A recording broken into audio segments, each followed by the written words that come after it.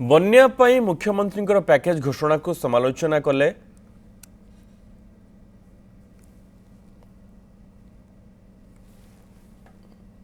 विरोधी समालोचना करिसेंती बीजेडी मुखपात्र लेलिन महांती कहिसेंती 1000 कोटी टंकार पैकेज क्षणस्थायी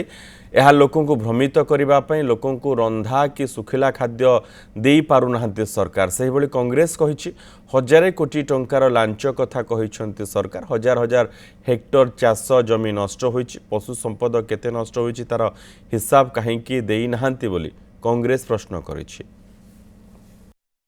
ए बन्या मनुष्यकृत बन्या एडमिनिस्ट्रेशन फेल करिछि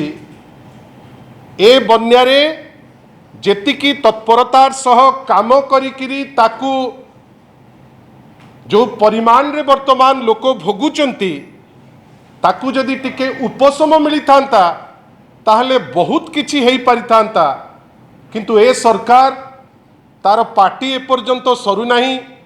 आग मातिले भोजी रे दिल्ली रे तापरे एठी तांको भितरे लड़ाई 1000 कोटी टंका रो लांच कथा कहते से इंफ्रास्ट्रक्चर धनसाला तार उपरे मध्य आलोकपात करी नाहंती केवल लांच कथा सुभद्रा योजना रे जेमिति हजार हजार कोटी टंका बांटी दउछंती सेही भलिया कथा से कहते से कथार कोनोसी मूल्य नाही फ्लड हे जाय कि 15-16 दिन हे सारलाणी आज से लोकों को पाक को जाइकरी ए भलिया कथा कहउछंती ए भलिया अवहेला